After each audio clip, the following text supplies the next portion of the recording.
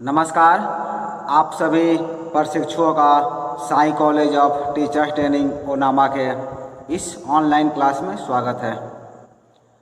आज के क्लास में हम बात करेंगे डीएलएड प्रथम वर्ष के पेपर कोड F8 के यूनिट 4 से।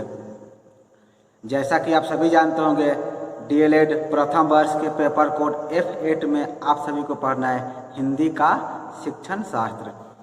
और हिंदी के शिक्षण शास्त्र के अंतर्गत F4 में हम सभी पढ़ने थे पढ़ने की क्षमता का विकास। तो पढ़ने की क्षमता के विकास में हमने पिछले वीडियो में जाना था पढ़ना किसे कहते हैं, पढ़ना के क्षमता को हम विकास कैसे कर सकते हैं, पढ़ना के कारक क्या क्या हैं, इन सभी के बारे में हम लगातार पिछले वीडियो में बात कर रहे थे। और आज के क्लास में, आज के वीडियो में हम बात करेंगे पढ़ना सीखने के प्रचलित तरीके एवं उनमें खामियां। आज का आपका टॉपिक है, आज आप सभी लिखेंगे पढ़ना सीखने के प्रचलित तरीके एवं उनमें खामियां। पढ़ना सीखने के जो प्रचलित तरीके कौन कौन से हैं, फेमस रूल कौन कौन से हैं, और उस रूल में, उस तरीके में खामियां क्या है, गलतियां क्या है, इसके बारे में हम विस्तार से आज के क्लास में, आज के वीडियो में चर्चा करने वाले हैं। तो आप सभी ने हेडिंग लिख लिया होगा। हेडिंग में आप सभी लिखेंगे पढ़ना सीखने के प्रचलित तरीके एवं उनमें खामियां।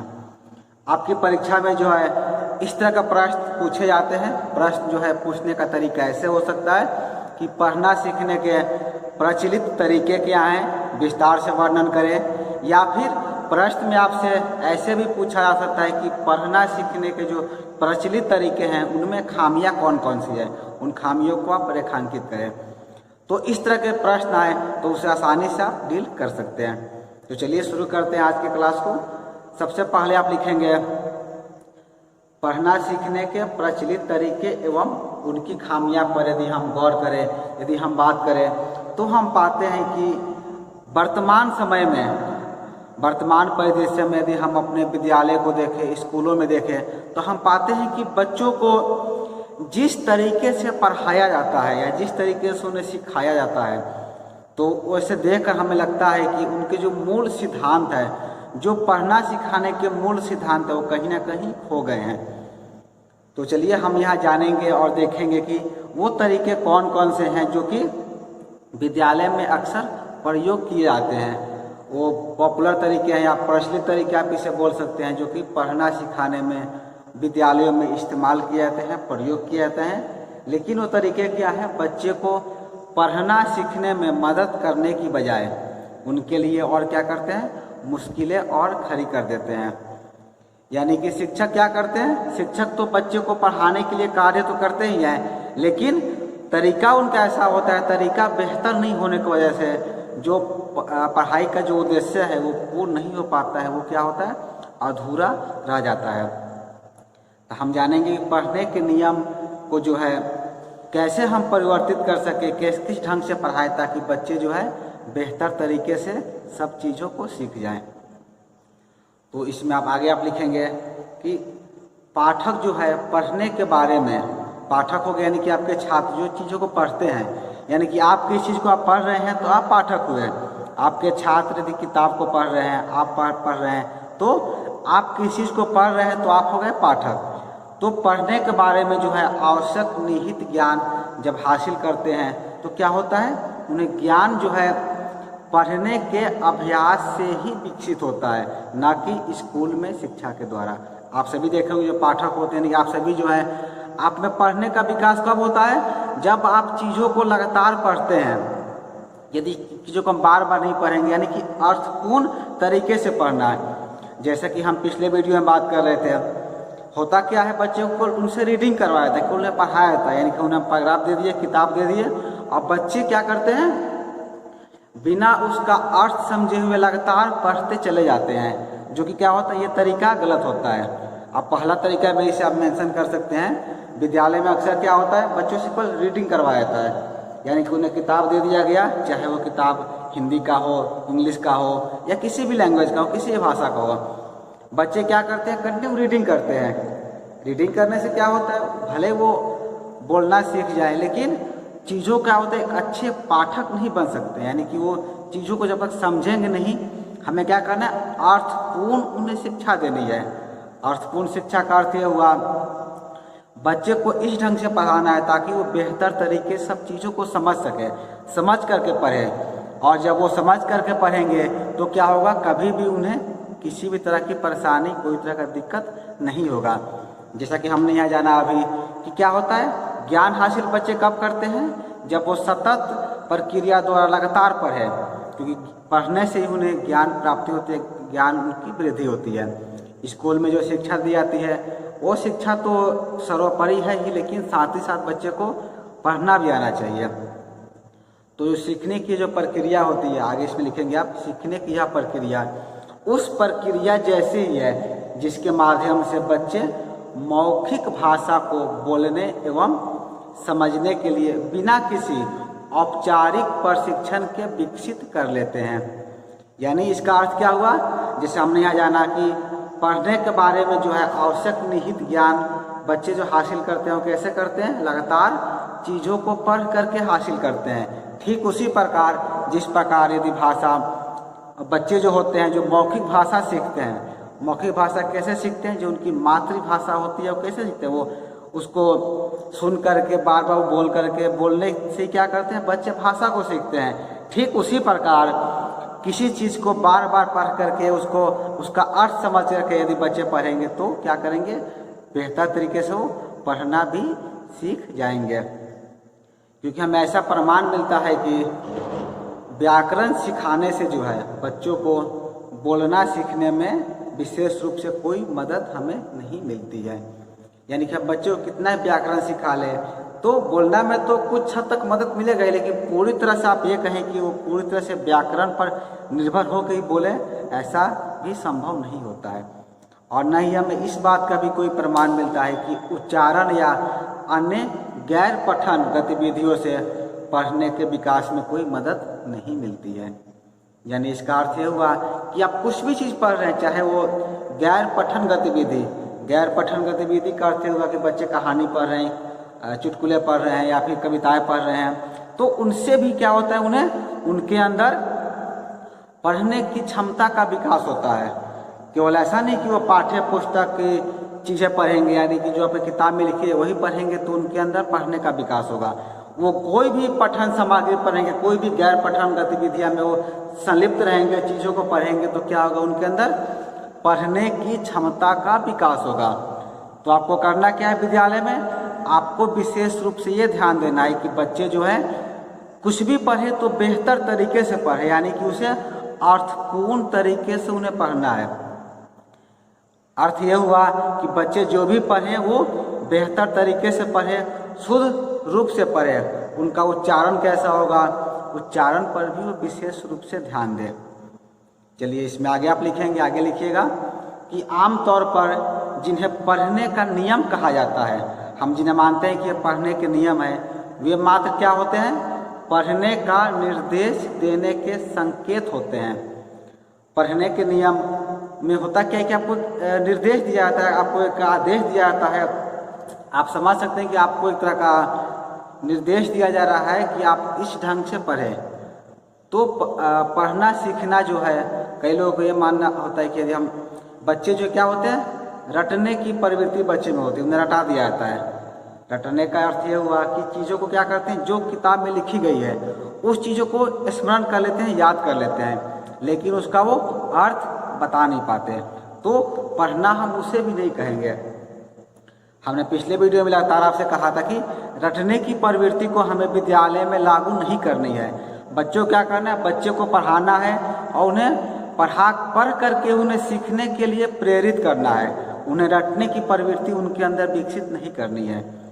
अक्सर होता क्या है, हिंदी के टीचर के द्वारा अक्सर ऐसा देखा गया है कि जब शिक्षक विद्यालय क्लासरूम में जाते हैं तो क्या करते हैं, किसी बच्चे को खड़ा कर देंगे और कहेंगे रीडिंग करें। बच्चा क्या करता है, रीडिंग करना शुरू कर देता है।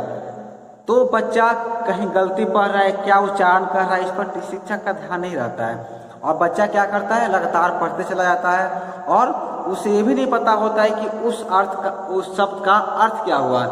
यानी कि बच्चा जो शब्द पढ़ रहा है उसका मीनिंग क्या है वो शब्द कहा क्या गया है, इन सब को बिना जाने समझे लगता है और पढ़ते चला जाता है। तो एक तरीका जो है जो आप कह सकते हैं कि प्रचलित तरीका है, इसको हमको विद्यालय में प्रयोग नहीं करना है। यदि करना भी है तो किस ढंग से करना है, उसे आपको इस ढंग से करना है कि बच्चे को ये पता रहे कि जो चीज़ें वो पढ़ रहे हैं उसका उन्हें अर्थ भी समझ में आए। तो हमें अर्थपूर्ण जो है हिंदी का शिक्षण बच्चे को देना है। दूसरा में आप लिख सकते हैं, दूसरा में होता क्या है कि ये भी एक कह सकते हैं कि प्रचलित तरीका ही है। जब शिक्षक जो है कक्ष में जाते हैं तो क्या करते हैं, बच्चे से कविताएं सुनते हैं। तो क्या करते हैं, उन्हें एक पनिशमेंट के तौर पर या जैसे भी आप कह सकें, उन्हें ये जोर दिया जाता है कि बच्चे कविता याद करके आए। बच्चे क्या करते हैं, जाते हैं और जो चीज़ें लिखी गई है उसको पूरी तरह से याद कर लेते हैं। याद यानी को उसको रट लेते हैं, यानी कि रटन विद्या से वो क्या करते हैं, उन्हें याद कर लेते हैं और हूबहू क्लासरूम में उन्हें सुना देते हैं। लेकिन उसका अर्थ बच्चों को पता नहीं होता है। जैसे कि एक कविता का मुझे सुना नहीं यहाँ पर आ रहा है, जो कि शायद 6 या 7 क्लास में हमने पढ़ा था। तो वो कविता कुछ यूँ था कि हवा हूँ हवा में बसंती हवा हूँ, सुनो बात मेरी अनोखी हवा हूँ, बड़ी बावली हूँ बड़ी मस्त मौला। तो जो ये कविता थी इसमें क्या था कि कई सारे शब्दों का प्रयोग किया, जैसे हवा हूँ हवा में बसंती हवा हूँ। तो बसंती हवा, तो बसंती किसे कहेंगे, बसंत मौसम के बारे में चर्चा की जा रही है। बड़ी बावली हूँ बड़ी मस्त मौला, तो ऐसे जो शब्द होते हैं बावली मस्त मौला, तो इन सब का क्या करते हैं, शिक्षक के द्वारा जो है अर्थ नहीं बताया जाता, बस बच्चे के द्वारा इसे याद करा दिया जाता है। तो बच्चे क्या करते हैं, याद करके सुना तो देते हैं उन्हें, लेकिन उसका बसंत का अर्थ क्या हुआ, बावली का अर्थ क्या हुआ, मस्त मौला का अर्थ क्या हुआ, इसका अर्थ उन्हें पता ही नहीं होता है, जो कहीं ना कहीं बेहतर तरीका नहीं होता है। इसलिए आप सभी को ध्यान देना है, जब आप हिंदी बच्चे को पढ़ाएंगे, हिंदी का शिक्षण उन्हें कराएंगे, तो इसका आप विशेष ध्यान रखेंगे कि जब उन्हें पढ़ना सिखा रहे हैं, चाहे कविता सिखा रहे हो या फिर कोई कहानी सिखा रहे हो, तो जो पढ़ने के जो तरीके में हमको बदलाव करना है, जो पॉपुलर तरीका है, जो प्रसिद्ध तरीका है, उसमें चेंज करना है और उन्हें इस ढंग से पढ़ाना है ताकि वो बेहतर तरीके सब चीज़ों को समझ सके। चलिए आगे इसमें और आप लिखेंगे, आगे लिख सकते हैं कि ऐसा माना जाता है कि पढ़ने की क्षमता जो है, ये भी माना जाता है कि पढ़ने की क्षमता उच्चारण के संबंध जानने से आती है, परंतु वास्तव में जो है पढ़ना मात्र लिखे हुए को उच्चारण कर लेने से पूरा नहीं हो जाता है। जैसे कि मैंने कहा है कि जो चीज़ें लिखी हुई है किताब में, यदि बच्चा उसे उच्चारण कर दिया तो पढ़ने का उद्देश्य यहाँ पूरा नहीं होता है। उच्चारण करने से पहले हमें अर्थ समझ में आना चाहिए। और यदि और आगे लिखेंगे आप, और मात्र ध्वनि पैदा करने से अर्थ नहीं बनता, इसका भी हमें ध्यान रखना है। ध्वनि पैदा करने का अर्थ क्या हुआ कि बच्चे जो है किसी चीज़ को बोल कर पढ़ दिए तो उससे भी अर्थ नहीं बनता है।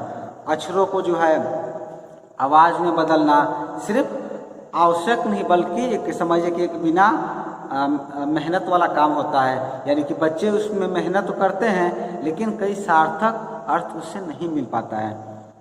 आगे आप सब लिखेंगे कि धारा प्रवाह पढ़ने वाला पाठक जो है अर्थ समझने के लिए अक्षरों को ध्वनियों में बदलने के चक्कर में नहीं पड़ते।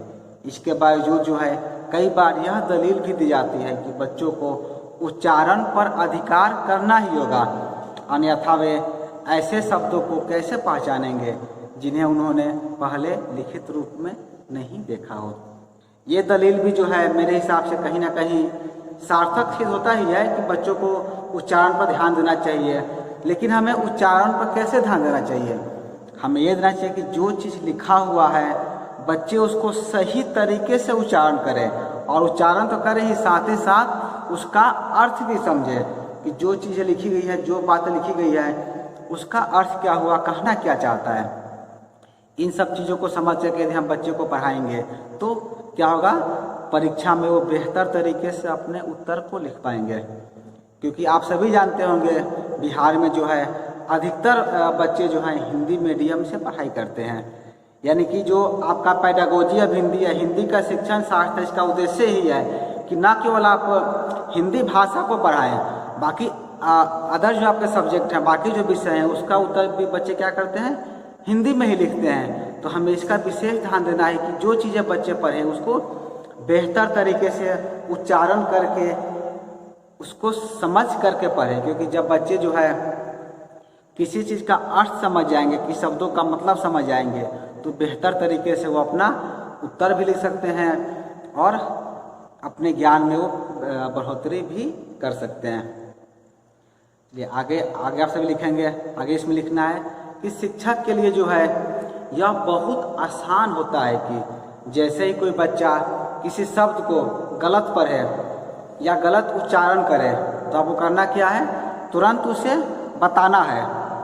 जैसे बच्चा को आप कोई किताब पढ़ने के लिए दे दिए, तो बच्चा जैसे पढ़ना शुरू किया, तो कहीं भी यदि किसी शब्द को उच्चारण गलत करता है या गलत पढ़ देता है, तो शिक्षक का काम क्या होता है, बहुत आसान आपके लिए भी है, बाकी शिक्षकों के लिए भी रहता है कि तुरंत आप उस बच्चे को वहाँ टोके। जैसे कि हमने कुछ यहाँ पर शब्द लिखा प्रचलित, यदि बच्चा प्रचलित को गलत उच्चारण से पढ़ रहा है या फिर खामियां लिखी गई है या फिर सिखाने कोई भी शब्द से लिखा गया जिसको बच्चा जो है गलत तरीके से उच्चारण करता है, गलत तरीके से पढ़ता है, तो एक शिक्षक क्या कर सकता है, उसको वहाँ पर रोकना है, उसका अर्थ उसे बताना है, उसका सही उच्चारण करवाना है। फिर ये बताना है कि जो आपका प्रचलित शब्द है, प्रचलित शब्द का अर्थ क्या हुआ, मीनिंग क्या हुआ, इसे हम कई तरीके से समझ सकते हैं, कई तरीके से निरूपित कर सकते हैं। तो क्या होगा, वहीं पर बच्चा जो है सब चीज़ों को समझ जाएगा, उसका अर्थ भी वो बेहतर तरीके से बता सकता है। तो हमें ये विशेष रूप से ध्यान रखना है कि जब भी हम बच्चे को कोई चीज़ पढ़ने के लिए देंगे, तो हमें इसका विशेष ध्यान रखेंगे कि बच्चा जो है उसे बेहतर तरीके से पढ़े, बेहतर तरीके से समझे। यहाँ पर एक और चीज़ के बारे में हम बात करना चाहेंगे। कुछ शब्द ऐसे होते हैं जिनको जो है बच्चे स्वतः ही बोल करके सीख जाते हैं। यानी कि कुछ हम शब्दों के यदि हम एग्जाम्पल की बात करें, जैसे कि हम यहाँ शब्द देते हैं संबंध, या फिर आपका हो गया क्रम, या फिर कर्म। तो ऐसे शब्द जो हैं, कई बार ऐसे शब्दों के जो है उच्चारण में बच्चे गलतियां कर देते हैं या फिर वो उन्हें बेहतर तरीके से समझ नहीं पाते, खास करके क्रम और कर्म में या फिर संबंध में।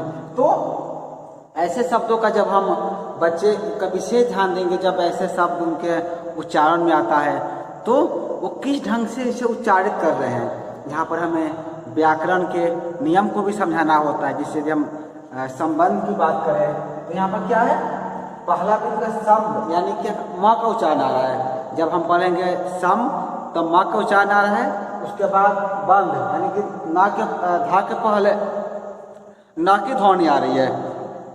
तो ये जो चीज़ें हैं, जो संबंध, उसी तरह हम यदि की बात करें क्रम, तो रा किसके साथ आ रहा है, क के साथ आ रहा है। और इसकी हम बात करें कर्म की, तो रा कहाँ आ रहा है, म के साथ आ रहा है। तो ये सब चीज़ें जो है आपको क्या करना है, बच्चे को आप कह सकते हैं कि उन्हें प्रैक्टिस करवाना है, उन्हें समझाना है सब चीज़ों कैसे ऐसे शब्दों का हम उच्चारण करें, कहाँ पर आधा म का उच्चारण है, कहाँ पूरा म पढ़ना है। तो सब चीज़ों को ध्वनियों को उन्हें समझाएंगे, तब जाकर के वो बेहतर तरीके से सब चीज़ों को समझ सकते हैं। उसी तरह से हमारा क्रम था, उसी तरह मान लीजिए ट्रक आ जाए शब्द, तो यहाँ पर क्या है, ट्रक के साथ भी रा का उच्चारण है, यहाँ पर रा पूरा है ट्रक। तो ये सब जो है, इसके लिखने का तरीका क्या है, लिखने का आप देख रहे हैं, क्रम को हम कैसे लिखते हैं, क्रम लिखे, ट्रक को कैसे लिखे। तो लिखने का तरीका तो यहाँ भिन्न है, लेकिन उच्चारण क्या होगा, उच्चारण जो है एक जैसा ही आता है। तो हमें इस सब का भी विशेष ध्यान देना है कि बच्चे को जब हम पढ़ाएंगे, तो ये सब गलतियाँ जो है बच्चे के द्वारा की जाती है, इसकी इनकी गलतियाँ सुधारने में भी आपका विशेष ध्यान रहना चाहिए। तो आप क्या करेंगे, जब बच्चे को पढ़ना सिखाएंगे प्राइमरी क्लास में, तो ऐसे शब्द जो आपके पाठ्य पुस्तक में है, आपके पाठ्यक्रम में है, वैसे शब्दों का चयन करके एक सूची तैयार करेंगे, एक लिस्ट तैयार करेंगे। उसके अनुसार जो है बच्चे को आप बेहतर तरीके से एक एक चीज़ों को बताएंगे। तब शायद जो है जो आपका जो पढ़ने का उद्देश्य है, जो पढ़ना सिखाने का उद्देश्य है, तो कि शायद जो है पूरा हो सकता है। क्योंकि ये टॉपिक थोड़ा सा आपका लंबा है, पढ़ना सिखाने के प्रचलित तरीके और उनकी खामियां के बारे में हम अगले वीडियो में ही बात करेंगे। ये आपका भाग 1 था। भाग 2 में हम जानेंगे जो है बच्चों को क्या होता है, एक बार में जो है एक अक्षर या एक शब्द सिखाने पर भी हमें जोर दिया जाता है। इसके बारे में भी हम बात करें, कैसे हम बच्चों को जो है बहुत सारे शब्दों को जोड़ करके तुलना करके उन्हें सिखा सकते हैं। या फिर आप कह सकते हैं कि बड़े बड़े शब्दों में कैसे बच्चे अंतर करें। जैसे हम बात करते हैं चौपाया, तो चौपाया क्या होता है, 4 पैर वाले, तो हम लिखा देते हैं कि ये चौपाया है। तो चौपाया में जैसे किसी का 4 पैर हो, तो कुर्सी का भी 4 पैर है, गाय का भी, जानवर का भी 4 पैर है। तो ऐसे बारे में भी हम सिखाएंगे, जानेंगे अगले वीडियो में। इस वीडियो में इतना ही, अगला वीडियो भी जरूर देखेंगे क्योंकि इसी टॉपिक का वो दूसरा भाग है। तो इस वीडियो में इतना ही। इस वीडियो को पूरा देखने के लिए आपका धन्यवाद।